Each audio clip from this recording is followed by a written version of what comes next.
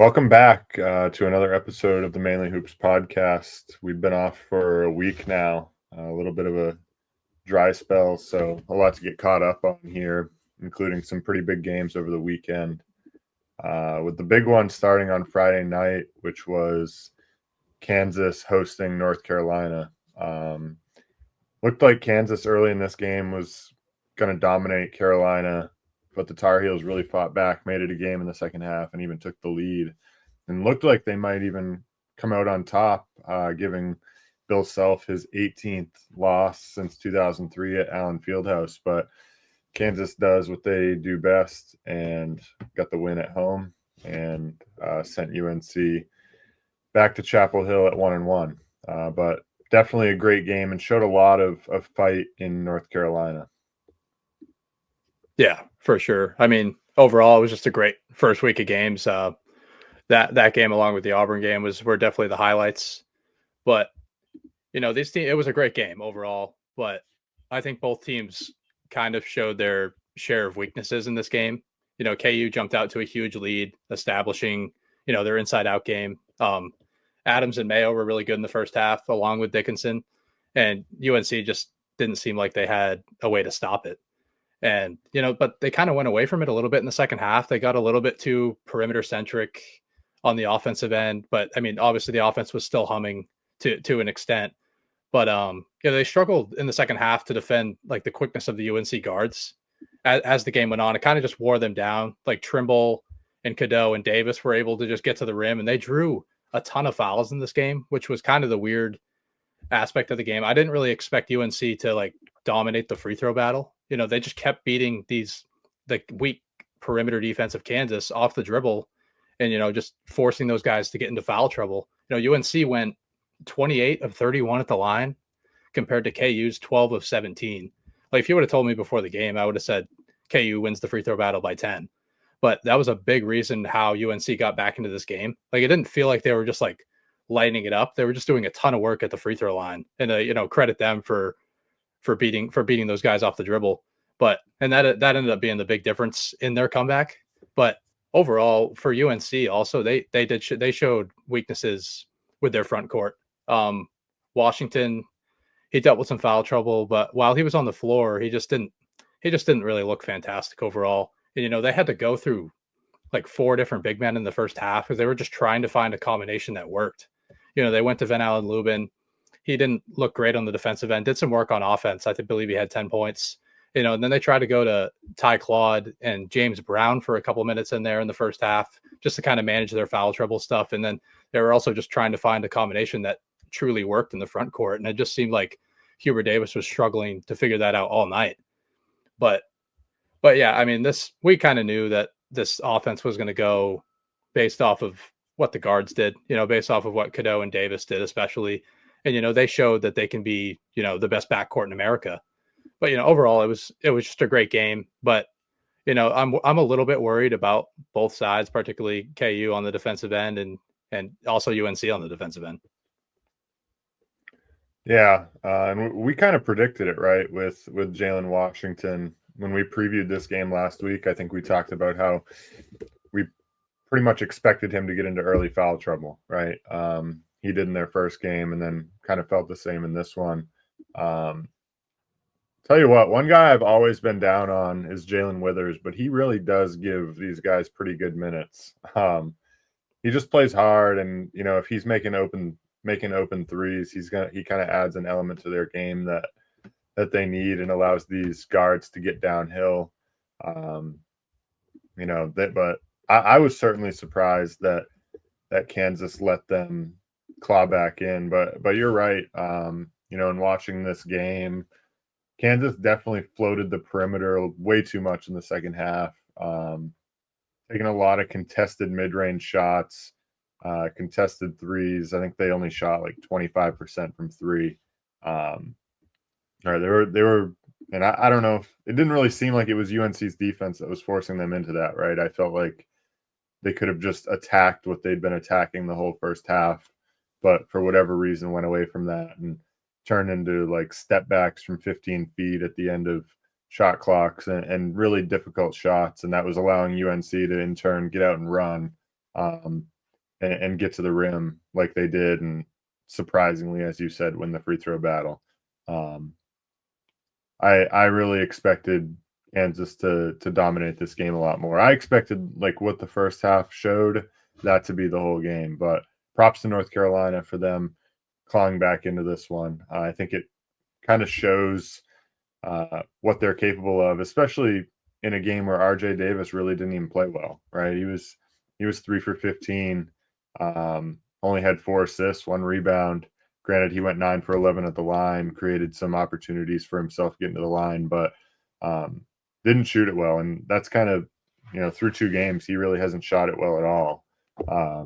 So I think UNC is going to have a good year, as we talked about, but I think they have some things to still work out, but I think they may be a little bit better uh, than I initially thought. Yeah, and I mean, Trimble emerging as that third guard is pretty big for this team, just because you take the pressure off of RJ Davis to, like, he doesn't have to be Superman every night, especially like scoring wise. Like, Trimble's not like the greatest shooter, but to be able to beat guys off the dribble and make plays in the middle of the floor is gonna be big for this team in the long term. yeah, no, Trimble's been a welcome surprise, I'm sure, and may hinder some of the opportunities for guys like Ian Jackson and Drake Powell. Because he's really emerged as one of their leading scorers now this year. So those freshmen may have to wait a little bit. But yeah, no, all in all, I think this was a great game. Definitely not what it looked like it was going to be after one half of basketball, but glad that it turned out the way that it did.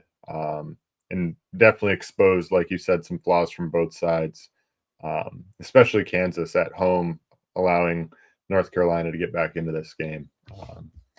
But Saturday had some great matchups. One of them being Baylor, Arkansas. Baylor coming off that massive loss last week. And we, especially you, really grilled them pretty hard, and rightfully so. They really looked horrible against Gonzaga last Monday, but bounced back Saturday in a big way. Really threw some stuff at Arkansas that they weren't prepared for, and were able to, score enough points. They weren't great, but did enough to get the win, right? This was a hard fought win for them. They had a lead. They were up 11 later in the second half, and let Arkansas kind of claw back in and ended up winning by 5. But, I think this just shows Baylor's not as bad as we thought. We were maybe too harsh on them, but they deserved it at the time. And still without Langston Love, out with injury, I think this shows that Baylor can really be something. But Arkansas on their side, I think that they just got to figure some things out still. Like John L. Davis didn't play well. He only played 21 minutes. It feels like the mesh of that team right now just isn't quite there. They've just got a bunch of guys that I'm not sure they know how to really play well together, and they don't, outside of Davis, who's kind of supposed to be that go-to scorer. I'm not really sure where their scoring consistency is going to come from. Like Thiero had 24 the other night, Fland had 17, and he seemed to look the part. But like Thiero's not going to do that every night. They're going to need Davis and some of these other guys to step up. But it feels like this team's going to be more by committee outside of Davis. But that their 3-point shooting that was a concern coming in. Doesn't really feel like it's much better. 5 for 20 the other night, 25%.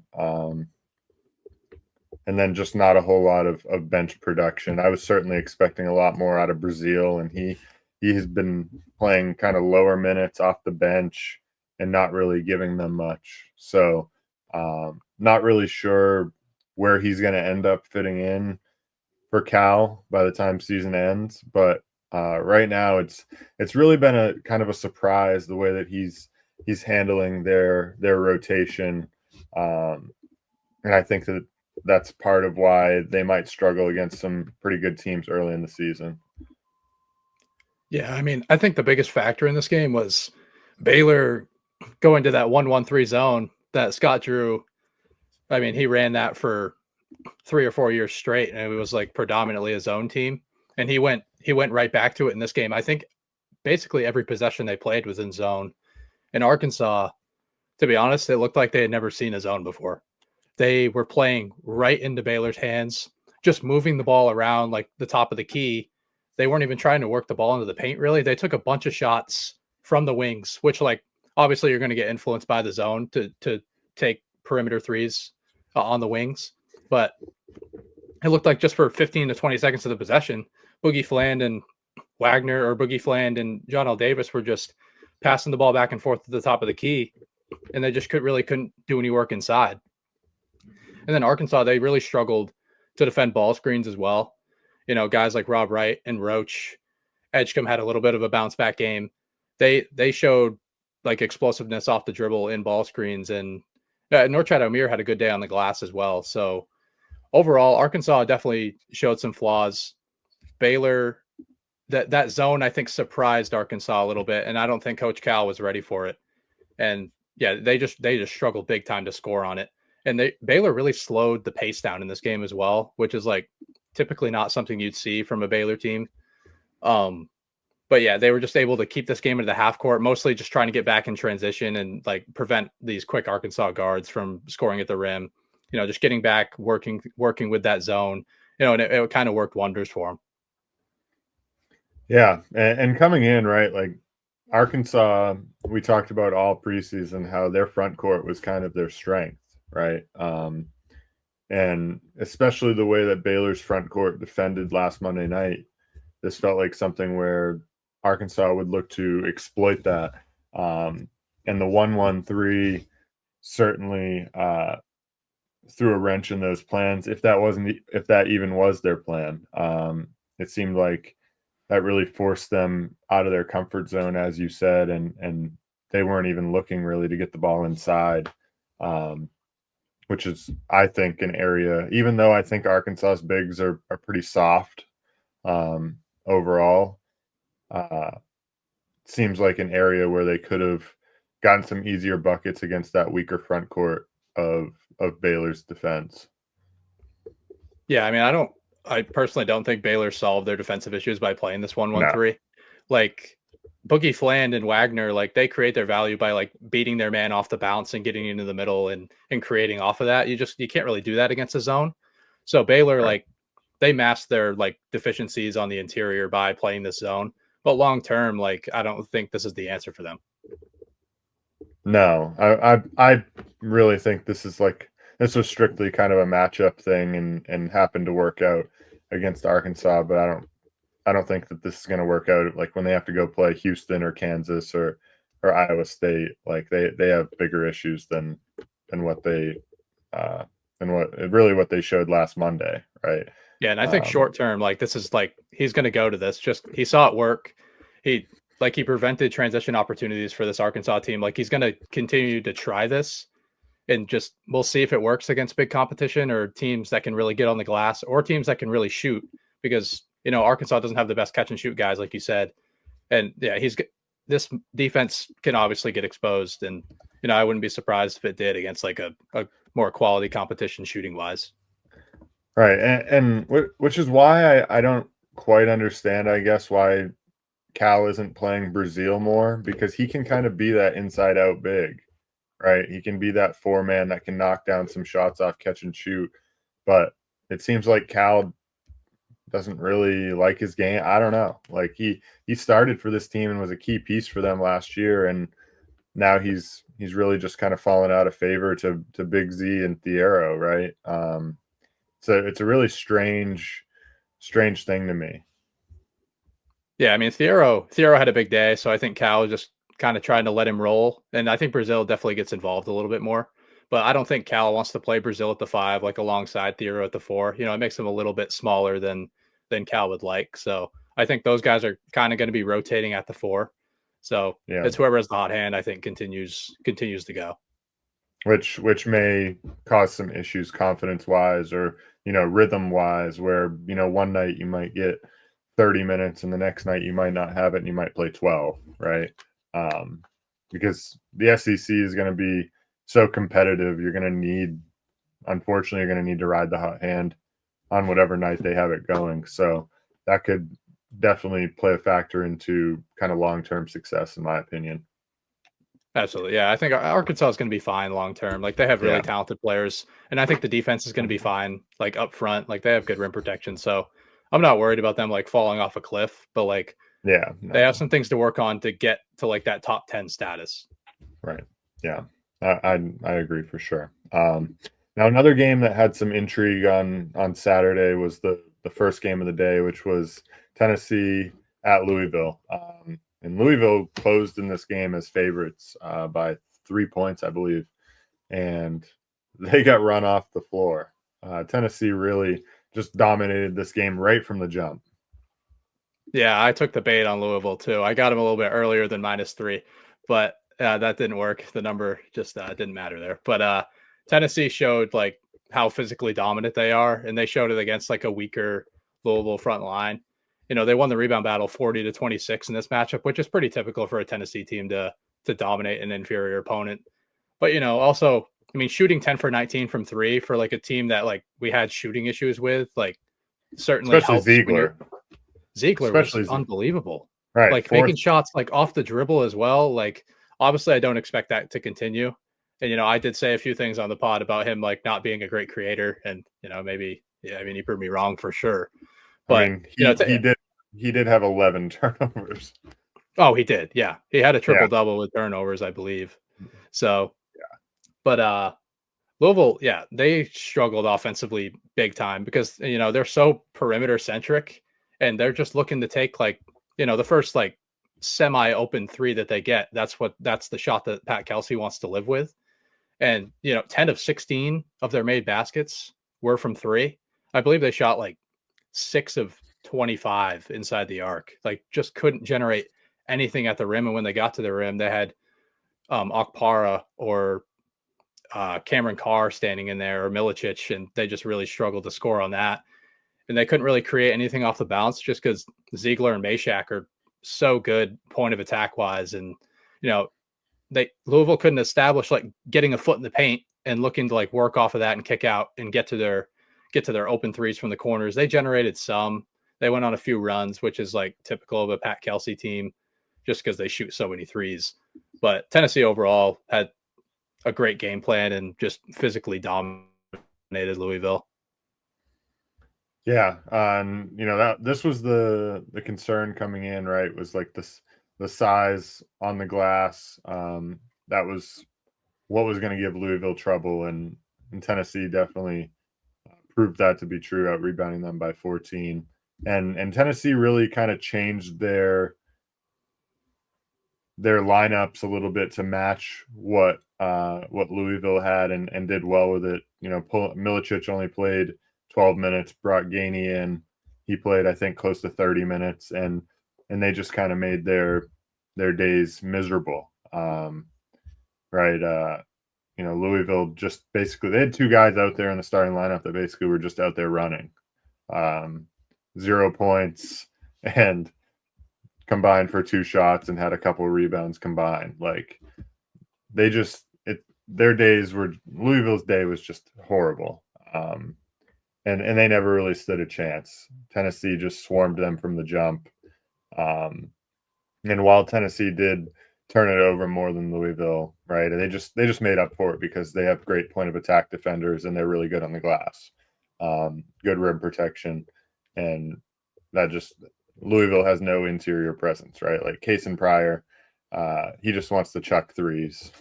Right. He's not at South Florida anymore. This is Louisville against Tennessee, right? It's a little bit different. So Louisville, I definitely, like you said, I'm pumping the brakes on them a little bit. I was a little higher on them after game one. It was kind of cool because I think college basketball is better when Louisville's good. But I think I'm going to pump the brakes on them for right now until they figure some things out. Because this is a quality opponent, and they got run off the floor in their own gym. Yeah, I mean, we figured out what their true weakness is like, just handling physicality up front, which like we kind of had an inkling that that's what it was. Right. So overall, probably a bad matchup for them, but I do think they're going to be fine long term. I think they're going to beat the teams that they need to beat, and like the higher up teams that aren't physically dominant, like Louisville can stay in the game. Like they can shoot 35 to 40% from three and win a basketball game easily because they take so many of them. So Right. I'm not super worried, and I'm still like kind of optimistic about the defense. I think they have solid defenders, but when Tennessee can play like a smaller than ideal lineup and still dominate the glass, that's when it turns into problems for Louisville. Yeah, no doubt. Now the final game on Saturday that we're going to talk about is that Auburn-Houston game. I think this line closed at like 6. Yeah, right? I think it was 5.5. 5.5, right? And seemed like Houston, was primed to get a big early season win. And Auburn just came out and kind of handled them. And I was maybe too harsh on Auburn early in the season, or in the preseason anyway. I know, Cody, you were higher on them and had them you had them as the number 1 rated team in the SEC right from the jump, right? But in this game, right, seemed like Auburn just kind of just handled them, forced Houston into some tough shots. Houston was kind of struggling to score the ball, shot it at a low percentage, and Auburn just kind of. I thought, even though this game ended up like a 5-point game, I thought Auburn really kind of controlled the game. Yeah, for sure. I mean, I was pretty high on Auburn, but I didn't expect them to go into Houston and win. Like I thought, I did think Houston was like the more physically dominant team. I thought they'd win the turnover battle, but Auburn showed how physically dominant they can be and how good these wing players are. And yeah, I mean, Tahad Pettiford was unbelievable as well. I mean, I believe he went for 20 in this game and just hit some unbelievable shots. And like they wouldn't have won without him because Houston was winning this game in the second half. They were up 7 or 8 for a decent amount of the half or the second half. But Pettiford showed that he might be the guy to take the Tigers over the top. Yeah, and this was especially surprising after their blunder on their flight to Houston, on whatever Thursday or Friday, when they had to emergency land the plane because of some quote unquote roughhousing on the plane. A couple guys got left home, but to then turn around, fly down there, and beat a Houston team that many people have in their top 5 in the country, one of the best teams, one of the best chances to win it all, and go win there in kind of a physically dominating fashion, as you said, really goes to show that Auburn might not just be Alabama in the SEC. In fact, it's definitely not just Alabama in the SEC. Like Auburn's going to be a tough out. Yeah, I mean, I still think Houston is the best team in the country right now, despite that game. Like, without that heroic effort from Pettiford, like the Auburn offense really wasn't doing a ton outside of Janai Broom. So I still have Houston as my number 1 team in the country, despite this loss. But Auburn just put themselves into the conversation as like the best team in the country for sure. Yeah, for sure. Now, with that, all these results over the weekend and the last week, we got the new AP poll yesterday, and just to quickly touch on some of those things, I'd like to first welcome St. John's back to the AP poll, first time since 2019. This was a team that I was a little bit lower on than you were, I know, but after the first week, welcome back. No banners are being hung yet, but congratulations to St. John's for coming back there. Yeah, absolutely. I mean, it's kind of hard to get back into the AP top 25 when you had Mike Anderson as your coach before this. So I'll throw some shade at him for for how he ran that program for those few years. But happy to see them back in it. Yeah, for sure. Now some of the other teams that made a jump, right? We saw Baylor fall a little bit. And we saw Auburn, of course, after their big win, take a step up, as well as Gonzaga. Yeah, I mean, I'm surprised Auburn didn't move up higher. They had arguably the two most impressive wins of the week. Like you start with, they beat Houston in Houston later in the week, but you open it up with a win against a top 100 KenPom team in Vermont, and you beat them by 50 plus. Like they went out and absolutely dominated their competition the entire week. And that's why I don't really put a ton of stock into the AP poll. Obviously, they go up to the number 6 team in the country. Like right now, they look like the best team in the country. So, I mean, I know Kansas held serve at home against Carolina and like probably should keep the number 1 spot, but I think Auburn should probably be a top 3 team right now. Same with Gonzaga. I mean, they had a 38-point blowout win against Baylor that we've talked about. And then, they beat 2 power conference teams this week. They beat Arizona State, who's like a little bit down, obviously, but they had 2 solid wins this week as well. And like those teams deserve to be rewarded as opposed to the other teams in the top 5 that played, bye games that they were 30-point favorites in. Like, I think we should credit the teams that went out early in the season and got these dominating wins and, throw them higher, like put them in the top 3 as opposed to 5 and 6. So they look way better than that.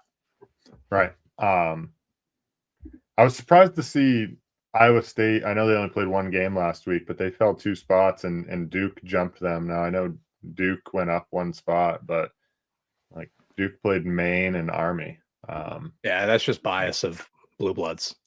It is. Nobody watched Iowa State this week. They watched Duke instead. No.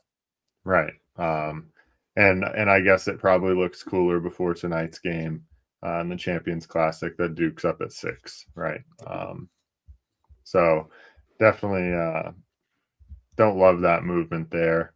Now, the other team that we touched on a bit last week was Purdue. Purdue played solid again yesterday. Braden Smith certainly did anyway.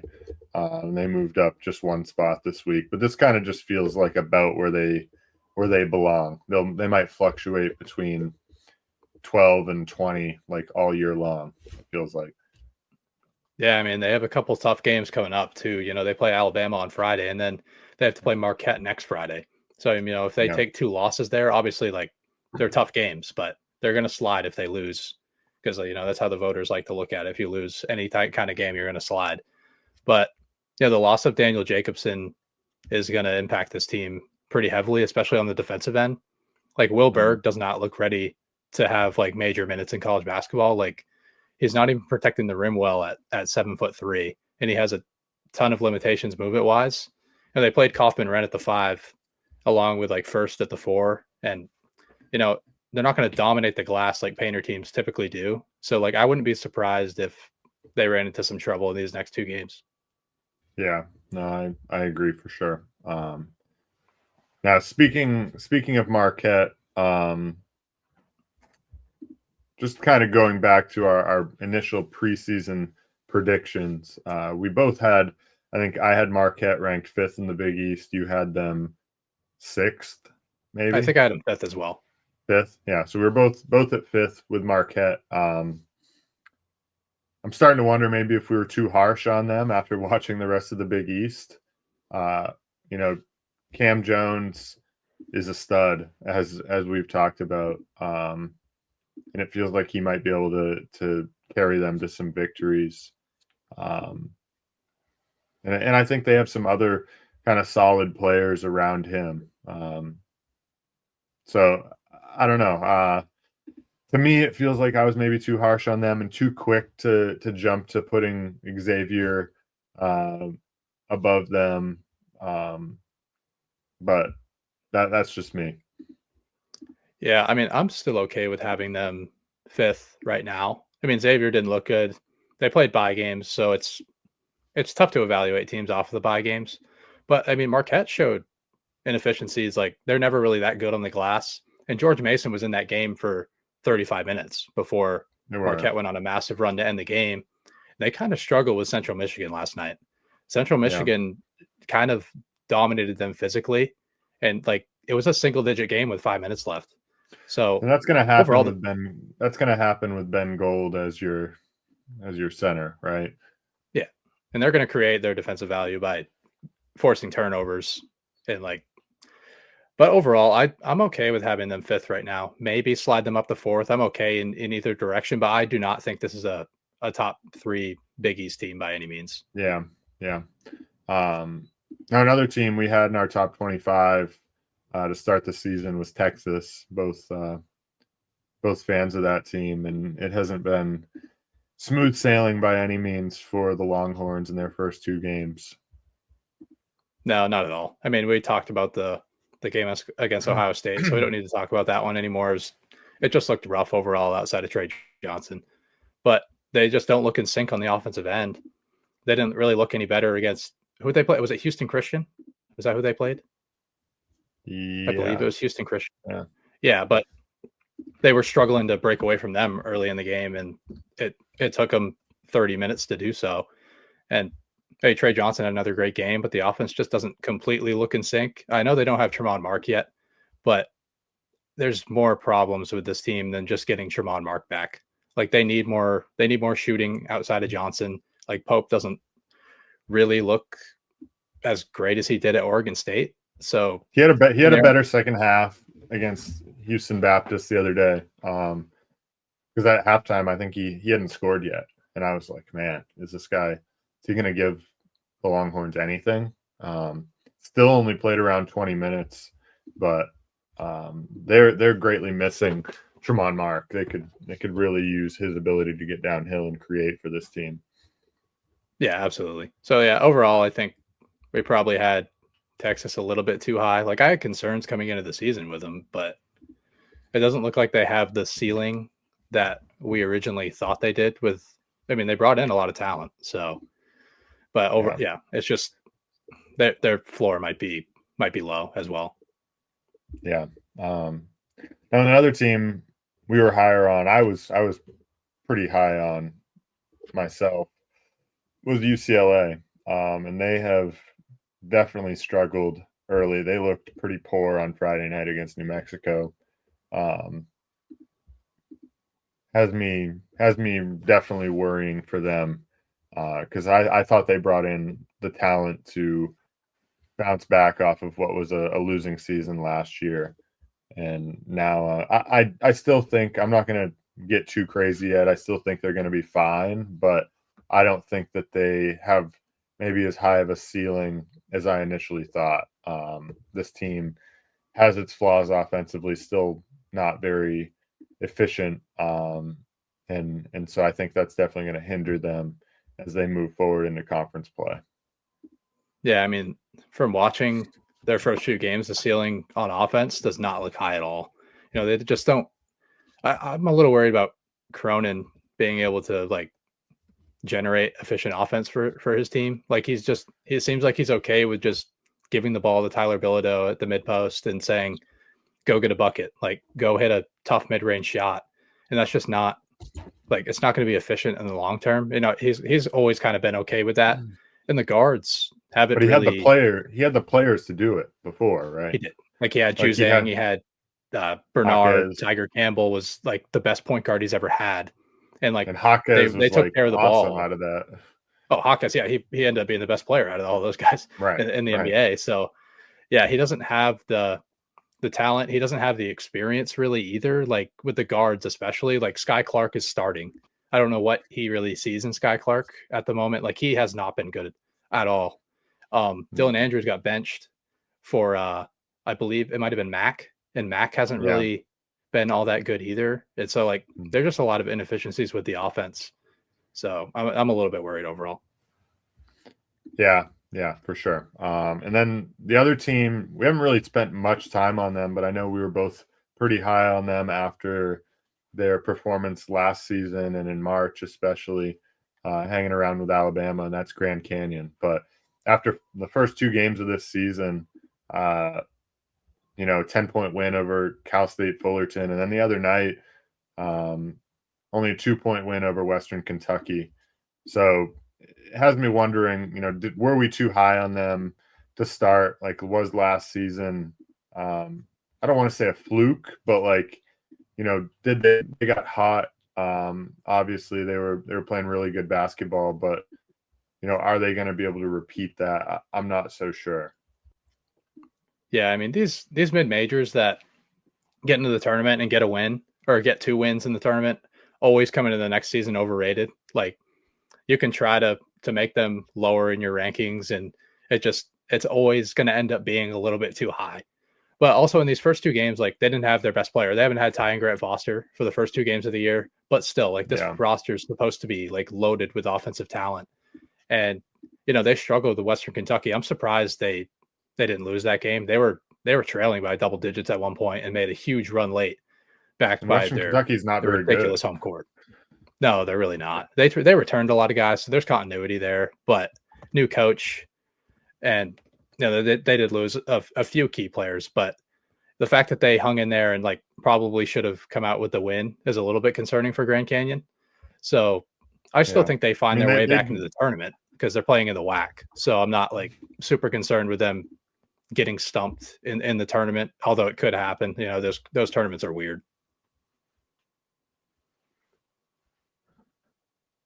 Yeah, no, those tournaments are always bizarre. Those late night games where you wake up and you're like, how did Grand Canyon just lose to Seattle?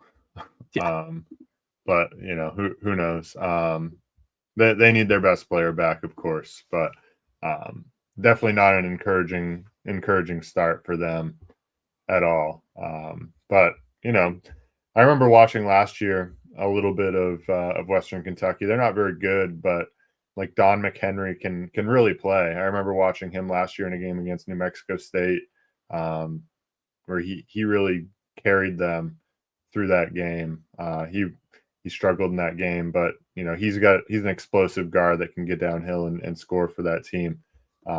So and he had a good game the other night against Grand Canyon. So I think Grand Canyon, like you said, in that conference, they'll probably be fine. But in terms of their ceiling, like right now, of course, it's hard to judge without their best player, but this roster should be better than what they're showing right now.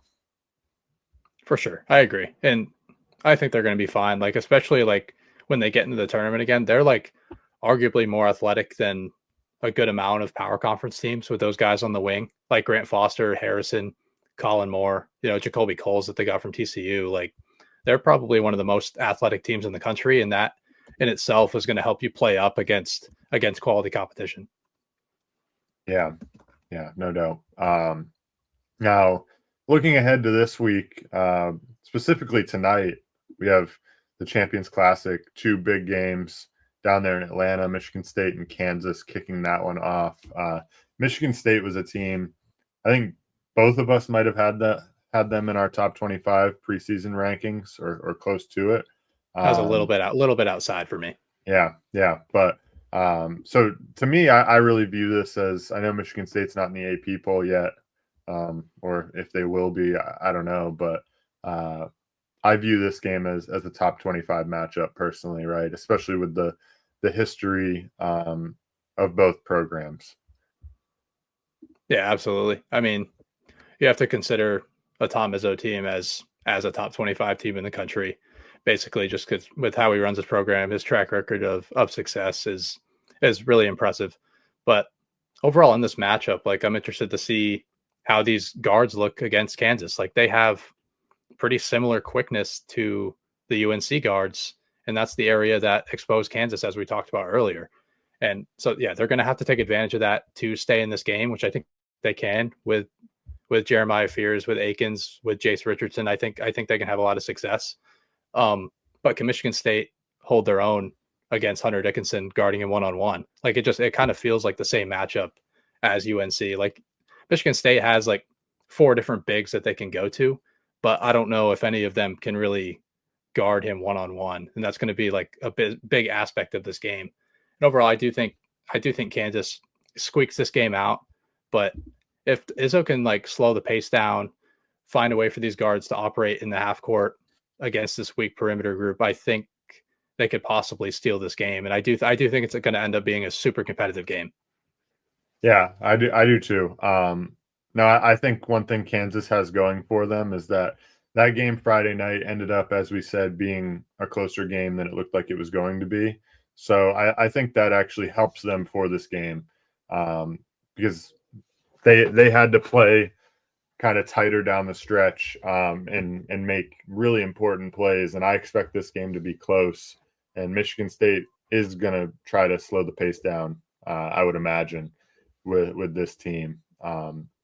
And so Kansas is probably going to have to score in the half court, and so they're going to have to show some battle to not fall into the trap that they did on Friday night and taking some of those contested shots, not really feeding it inside when they clearly have the advantage over Michigan State, in there, right? So I'm interested in this game. I think Michigan State could win it. I'm still going to side with Kansas just because I still view them as the best team to me. But I wouldn't at all be shocked if Tom Izzo can get this done. But I expect a really close game to start off the Champions Classic. Yeah, and this Michigan State defense is super well schooled under Izzo. Like he never has a poor defense. Like despite the personnel, like the personnel the last couple of years hasn't been great, and they've had great defenses metrically.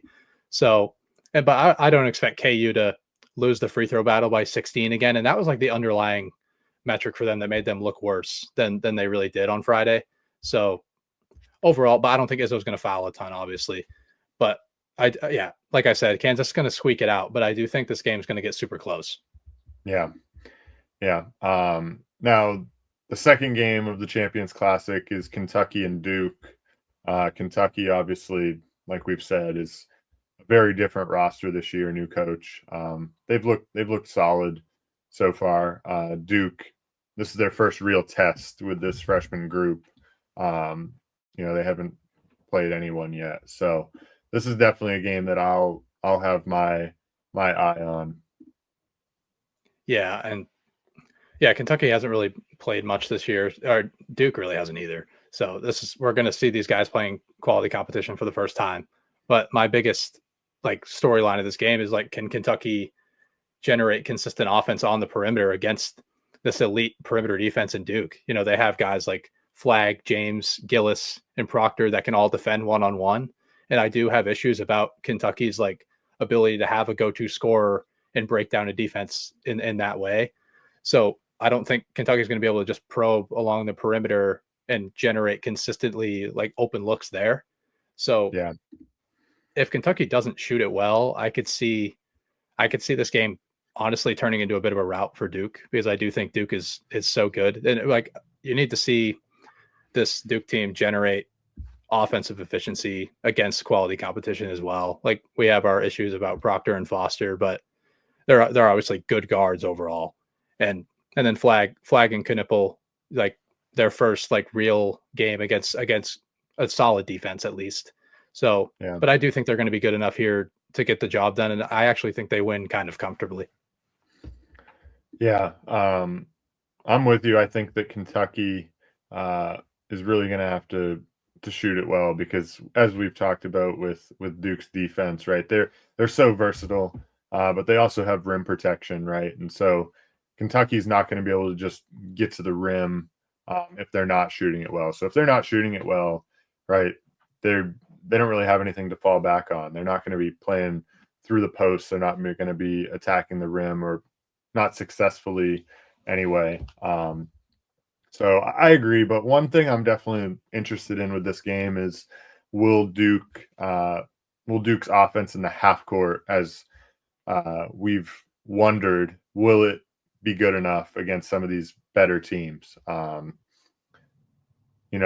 floor is going to shrink. Will Flagg, Knippel, will they be able to create the plays necessary against some of these better teams? And while Kentucky's not an elite defense, by any stretch. They're solid, right? And so it's, as I said, their first true test. But I do think I think Kentucky's a solid team, but I just think Kentucky's star power and defense is going to lead them to a victory. I'm expecting probably a double-digit victory, somewhere in that 10 to 15 point range, if I had to guess. But like you said, I could see a rout as well if Kentucky wasn't shooting it well, because they're not going to be able to create downhill the way that they might be able to against some other teams. Yeah, and Kentucky's not like a super aggressive style defense with Pope, so I think Duke is going to feel like kind of comfortable in this game. It's not like a super heavy pressure defense like Houston or Iowa State. So I do think they're not going to feel like scared by this Kentucky defense, but Kentucky does have like pretty solid defenders on the wing. Like Otega Owe is solid and Lamont Butler is really good. So they could give them some problems throughout the course of the game. But overall, I think Duke's going to be comfortable enough and they're going to be able to hit their stride at some point in this game to go on a big run when they can force Kentucky into bad shots, or if Kentucky's just not making shots, like it'll be a pretty long night for them. Yeah. Now the other game that I'm interested in tonight, very briefly, is St. Joseph's and Villanova. For no other reason. I knew it. Yeah. Pretty consistent here with me and Villanova. Definitely interested to see how Villanova does. I think they're maybe a couple point favorites last I saw. But if they lose this game, St. Joseph's is a solid team. But Villanova they need this one, I think, for their own good and for Kyle Neptune's own good. Right? They lost to St. Joseph's last year. They're going to lose to him 2 years in a row, and get off to kind of another rocky start in non-conference play, especially after a blowout loss last week to Columbia. Not blowout, but blowout for Villanova versus Columbia standards, right? They lost by 10 or 11, right? I'm so out on Villanova. Yeah, I mean, that game's going to come down to who's going to make more threes because both teams bomb away from three. In the last matchup, Villanova took 37 of their 56 shots from three, and St. Joe's took 27 of their 51 from three. So they're both over 50%, and St. Joe's just happened to make 50% of those shots, and Nova struggled a little bit, obviously. But it's going to be a game. Whoever gets hot from three, I think there could be a bunch of back and forth swings in this game, and Villanova needs to figure out their defense. Like Columbia was consistently beating them off the bounce and getting into the lane, and they created so much efficiency at the rim that and Columbia there's problems. Like you're playing Eric Reynolds this time around. Like Eric Reynolds is one of the best guards in the country talent wise. So I'm a little worried for guys like Brickus and Poplar. Like Columbia is a middle of the road team in the Ivy League. Like they're not even like I don't consider them even remotely a contender in the Ivy League. Hey, Nova handled business against NJIT for what it's worth. They got the 27-point win. But hey, at the under 16 timeout, I texted you and I was like, they're terrible.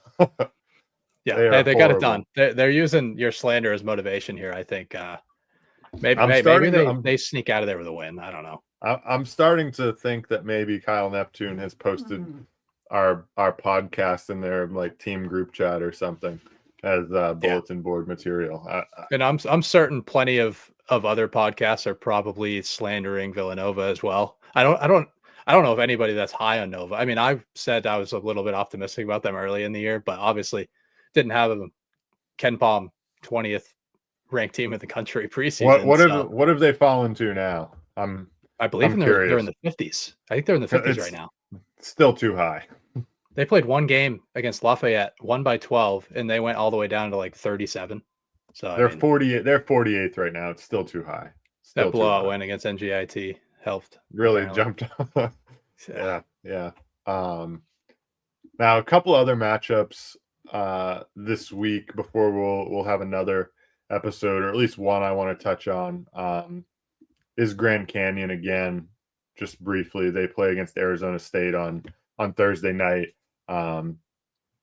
Big game. Grant Foster's back. Arizona State just competed with Gonzaga, as we said yesterday. So this is a game I'll have my eye on to see, does Grand Canyon kind of they're 2-0, but they haven't looked great, as we said. And so do they right the ship and show what they're really capable of and take down kind of a power conference team, but a power conference team that's a little bit down this year in Arizona State?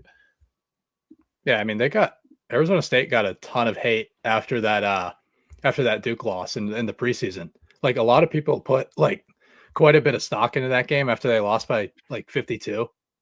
But I think they can hang right in there with Grand Canyon. And I think these teams are like, I wouldn't say equal, but I do think they're fairly close. Like, people just need to temper their expectations on Grand Canyon a bit. Like we said, the top mid majors in the country that made a tournament run the year before are typically always overvalued. Like, we saw it with FAU.